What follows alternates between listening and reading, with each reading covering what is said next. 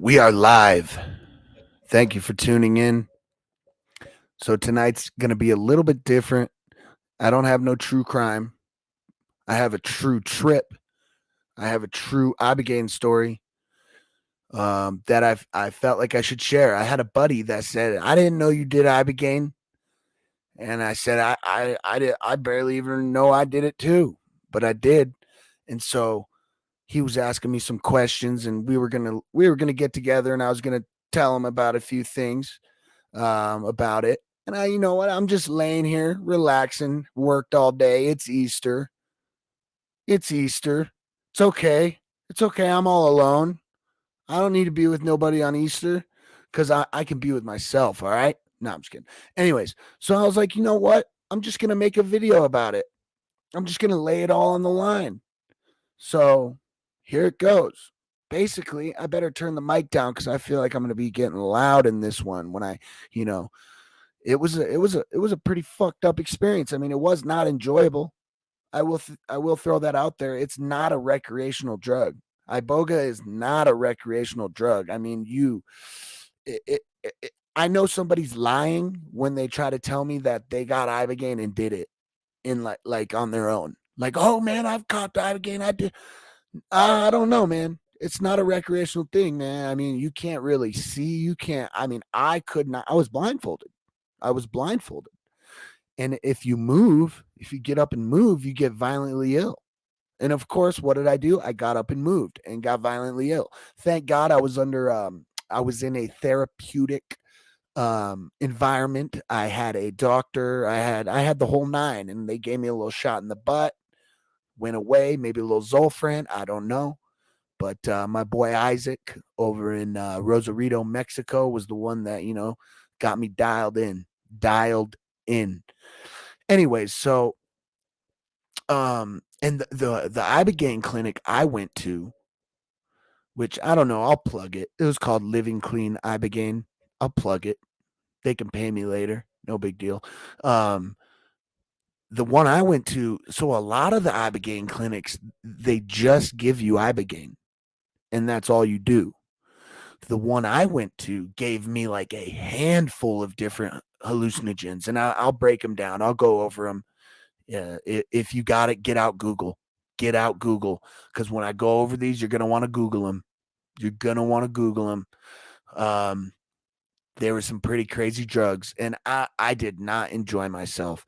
One reason I did not enjoy myself is because the reason I was there. Most people, a lot of people, I'm not going to say most because I don't know, but most people that I went there with were there to get over some sort of ailment, drug addiction, PTSD, um, whatever. I mean, prescription medications, alcohol. Um, it's really good for addiction problems. And it's really good for PTSD. Um, I mean, and I don't know why that is. Probably because in your trip you work through some of that. I don't know. All I know is what happened to me. And after I did my Ibogaine trip, I thought I was one sick individual because of what I was tripping about. I'm pretty sure there was body parts being sold on the black market when I was tripping.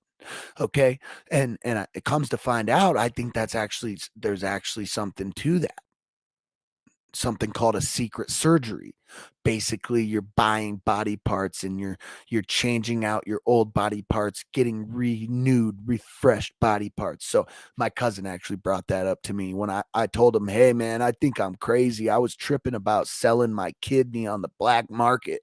He's like, nah, man, you were selling your old one and getting a new one. And I was like, wow. Anyways, so the place I went to was in like Rosarito by Tijuana, somewhere down there. It was a nice place. It was a nice place. And the funny thing is I got there and there was like six other people there. There was a husband, there was a wife there, and they had a kite. And they were like, "Hey man, we got a kite. Hey, can we go to that down to the beach? When are we gonna go to the beach and fly the kite? We want to fly the kite." And the people at the place were like, "Don't worry, dog. We'll take you to fly your kite in a couple days. Don't worry, man. Just chill." Ain't nobody fly no kite. Maybe they did in their trip.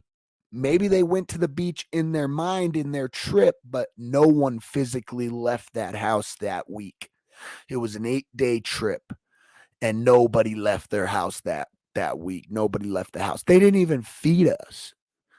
They don't feed you. I mean, I made them feed me. They gave me apples, but they don't cook nothing. 7 days, no food, just a couple apples that I had to beg for.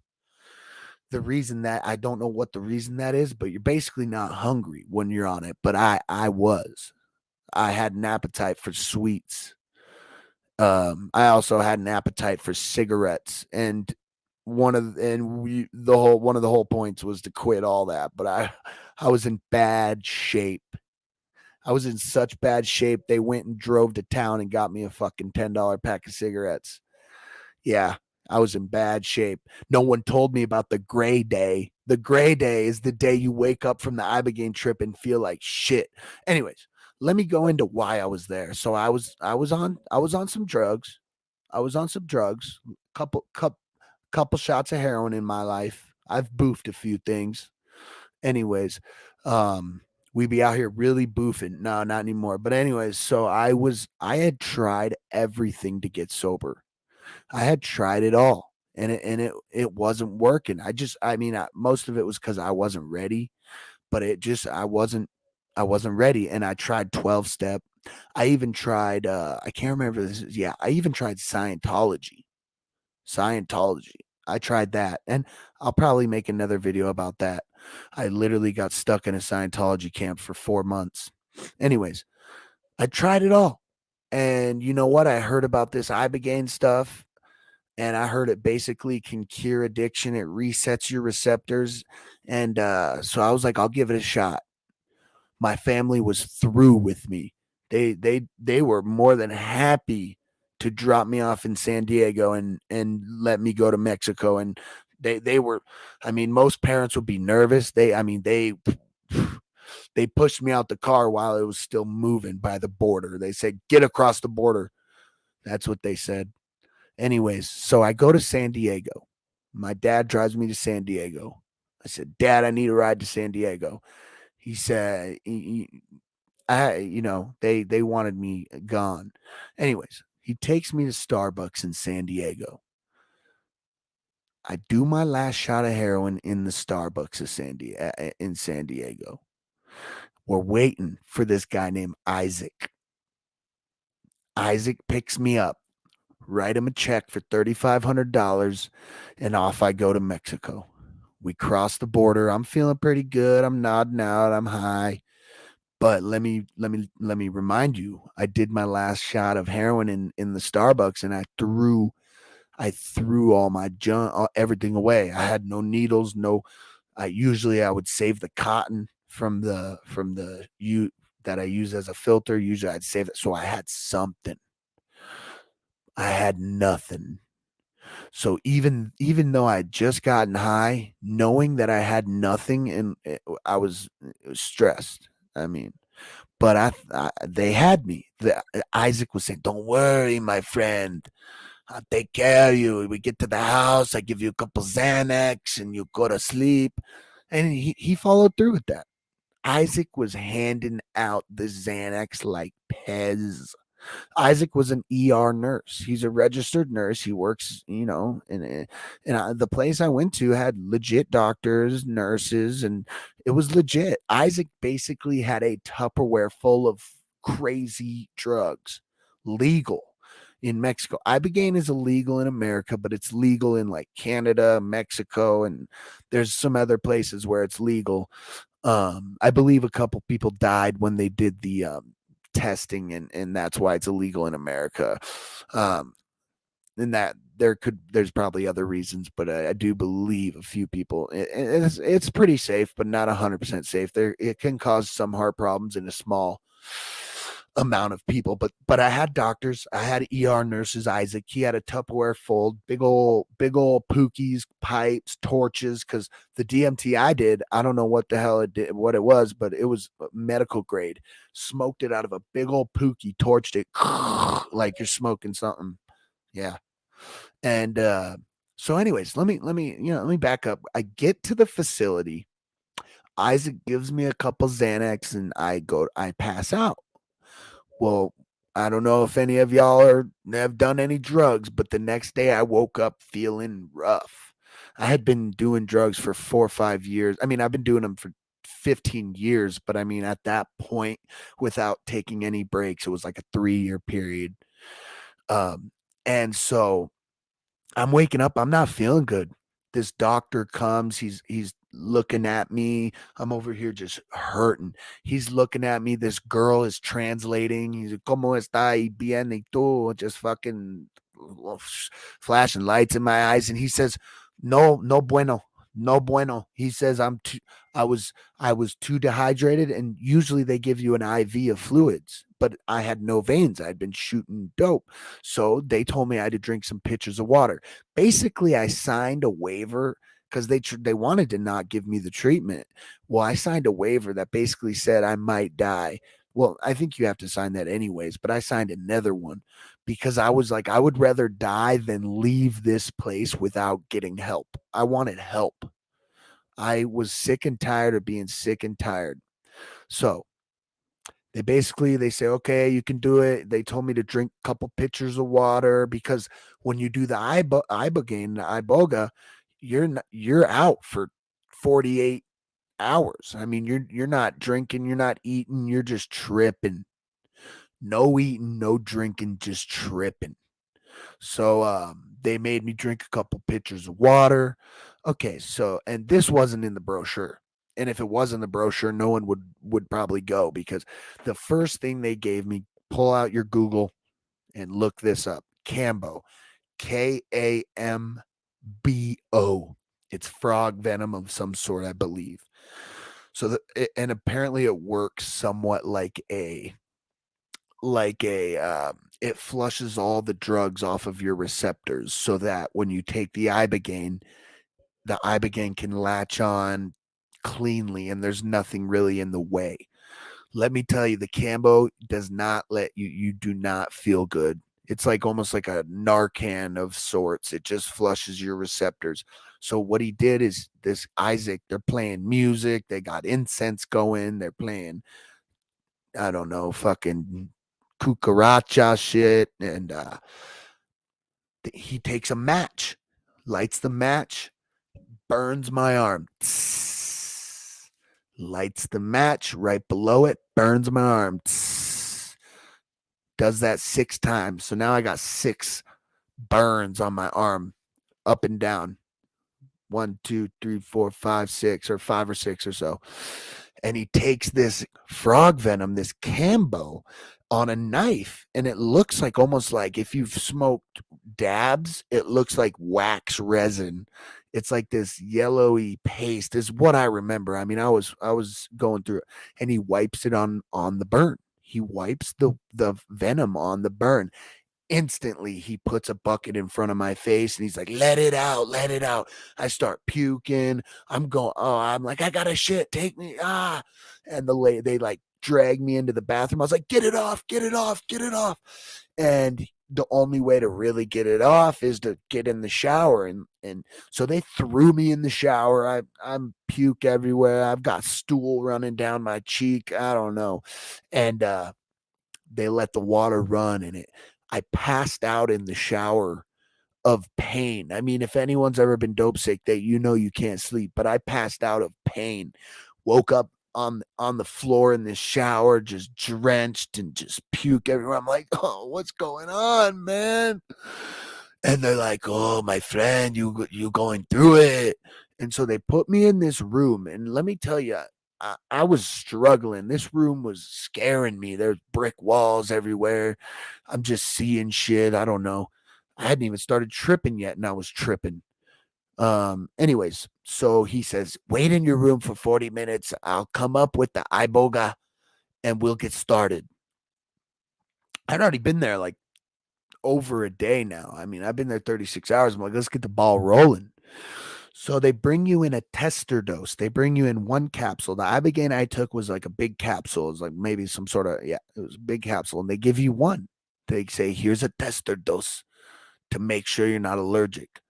So I take the tester dose. And mind you, they market ibogaine as taking away your withdrawals completely, which they're not wrong, but I believe that is a little bit of a false advertisement. I was fucking dope sick when I woke up from my trip. It didn't take it away completely. Other people might have had other experiences.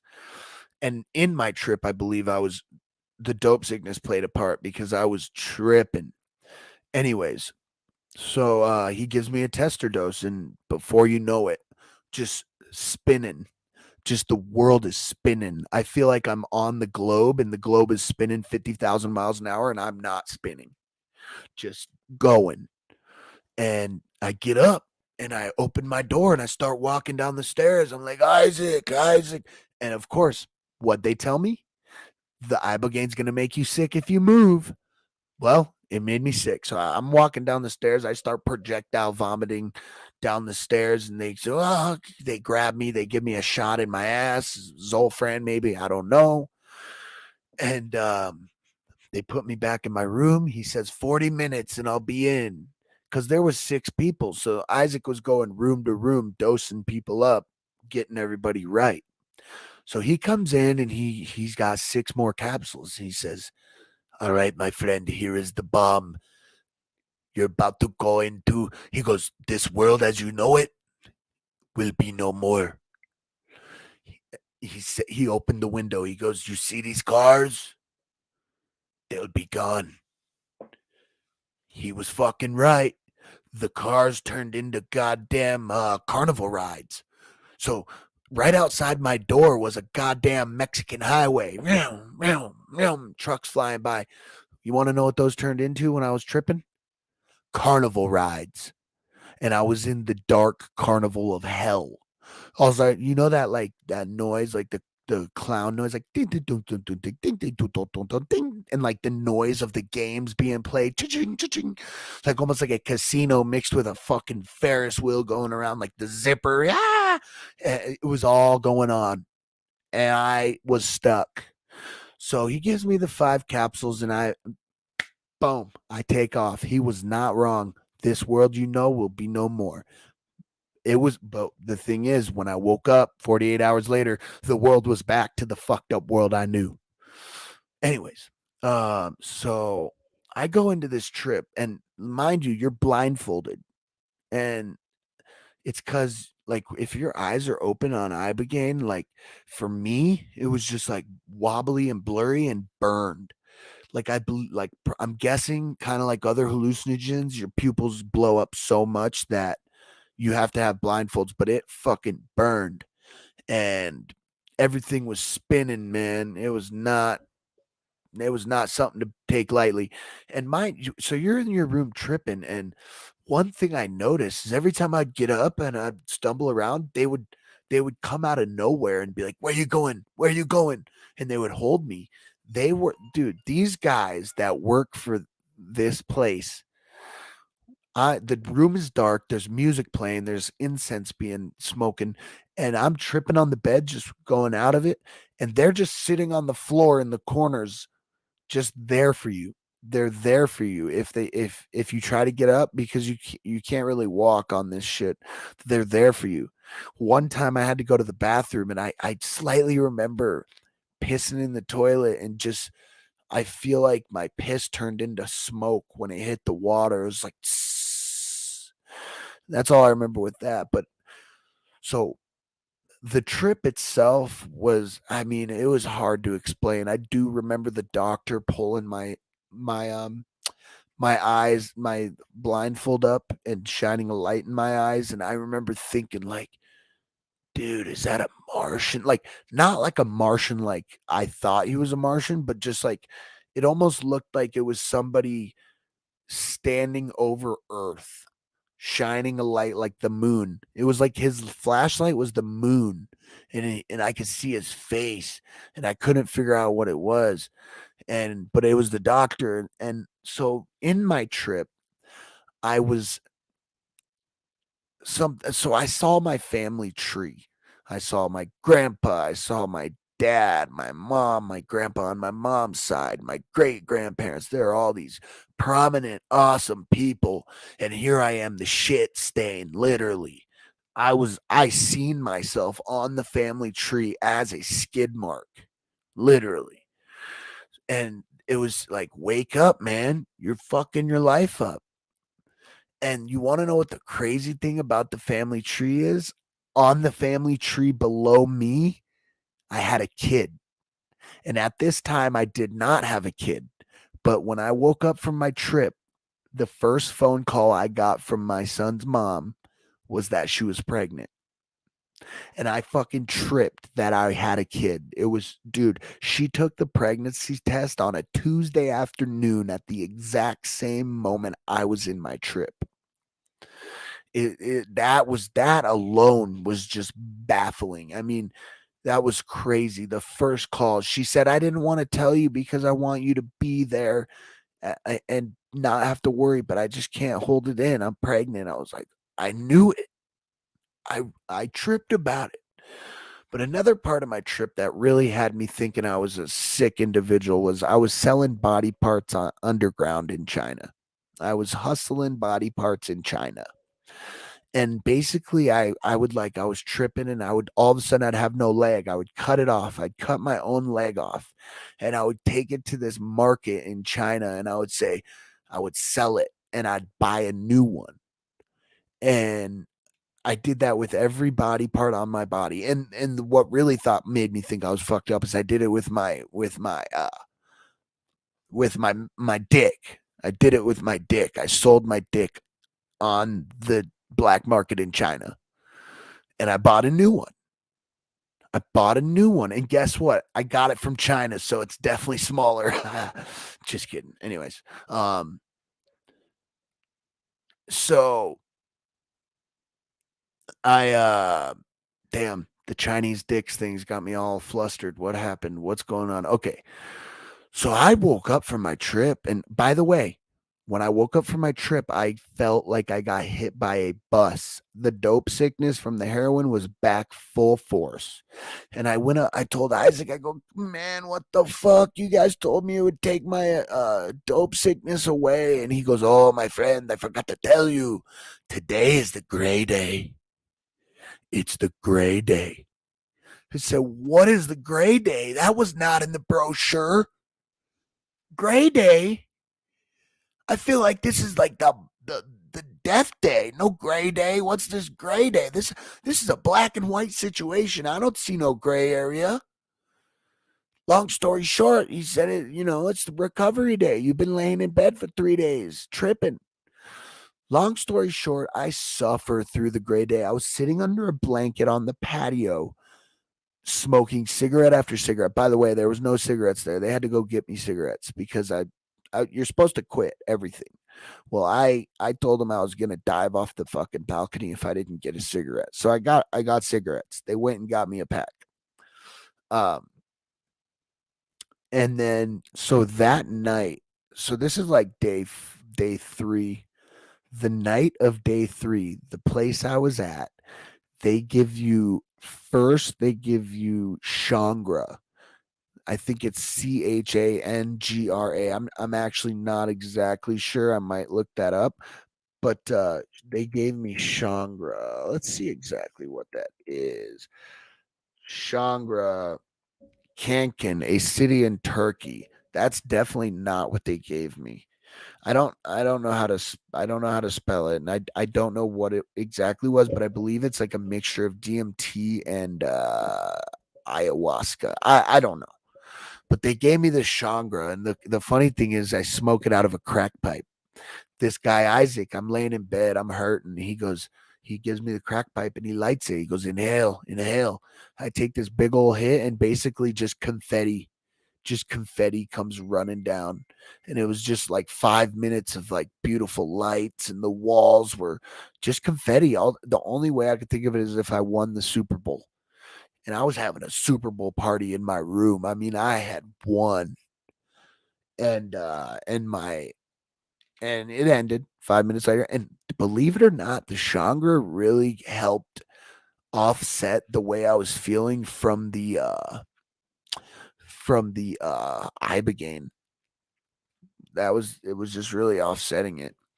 Okay, so that's the Shangri you smoke that night. So you go to bed. I didn't sleep. I did not sleep. I didn't sleep for 7 days. I mean, I did not. It was a tough 7 days, but I did leave there feeling pretty good comparatively for 7 days off of drugs. I didn't feel bad.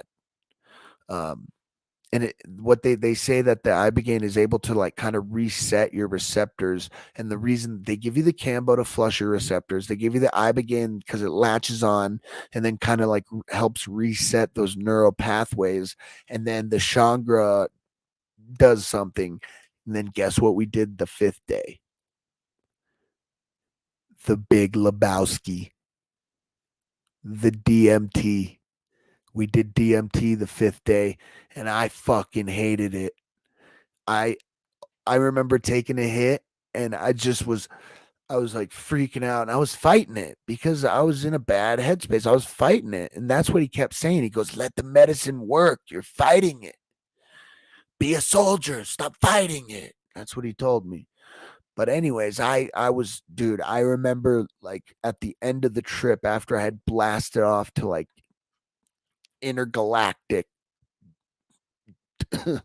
I don't know. I was on 10th planet or something, dude. It was crazy. But I hated it. I was freaking out at the end of it, like when it was coming down. And I remember looking up at Isaac and I was trying to mouth the words like take me to the psych ward. Take me to the psych ward. But I failed to remember that I was in fucking Rosarito or Tijuana or some shit. I just remember that, and it was, dude, it was fucking scary. I don't know why I fought the DMT. The other kid that was doing it on the couch was just blindfolded, giggling. I was like this, help, help, and then I blasted off, and I don't know what I did for about 10 minutes. But when I started coming out of it, I was not. I thought I was gonna die. And let me tell you, every step of the way, I thought I was gonna die. No, hands down, I thought there was no way I was gonna leave that place alive. And remember, I told you that I did it with like 5 or 6 other people. One of the girls had a allergic reaction from either the kambo or the ibogaine. Her tongue was swollen and her face was swollen. And on the last day before they take you to the border to go home, they take you in town to get a massage. And we all rode in this fucking truck together, like 6 of us. And this one girl was just laying on her husband's lap, like this. She literally was, dude. She was going through it. I was scared for her. Her husband was freaking out, and they kept giving her like penicillin, and it wouldn't go away. But miraculously, right before they took him to the border, like she came back to like somewhat normal. And dude, it was fucking nuts. I was freaking out for her. Her husband was freaking out too, man. But anyways, that's the couple that was like, "Hey, we got kites. Let's go fly. Let's go fly." And it's funny because low key, the people that work there are like, "You ain't going nowhere, buddy. You're gonna be in your room, isolated, tripping." So, anyways, I left there. I would love to say that I never got high again. I did do well for like 8 months, and they do recommend there's ibogaine therapy. There's basically therapists that specialize in that. But if you don't do that, they recommend like a 12-step program or something. And I didn't do any of that. So I did end up relapsing like 8 months later. I don't want to say it didn't work. I just wasn't ready. You know what I mean? And it worked in the sense that it was a rapid detox. I mean, it got me off the shit. It was not pleasant. And Isaac was feeding me a lot of Xanax because I was freaking out a lot. I don't think that was normal. I remember trying to steal the Xanax too. I was like searching through cat. It was not good. But I ended up doing well for a while. I've been able to, just throw it out there. I've been able to, get right since then. Um, Dang, I just got my first live viewer, and I'm literally about to end it. So when I end it, I recommend you go back and listen to my Ibogaine story. It's a crazy one. Um, so the drugs that I ended up taking on in Mexico on that trip was kambo, KAMBO. That was the frog venom that they gave me first. Second, they gave me the ibogaine. Third, I believe third, I did the DMT actually, and then right before I went home, they gave me the Shangra, and that was over like a 6 day period. The ibogaine lasted like 48 hours. 20. I feel like I tripped hard for 18 hours, and then the other like 12 was like a medium trip, and then the last like 12 was like coming down. But I didn't move for like 2.5 to 3 days out of that bed. Um, and so it was like a 6 day journey, man. And I want to do it again now that I'm like actually sober. I want to do it again for spiritual reasons. It's scary though. I don't know, man. I'd rather do ayahuasca again, maybe not again. I'd rather do that than ibogaine because that stuff's not fun. It was scary. But anyways, that's my story. I'm sticking to it. Have a good one.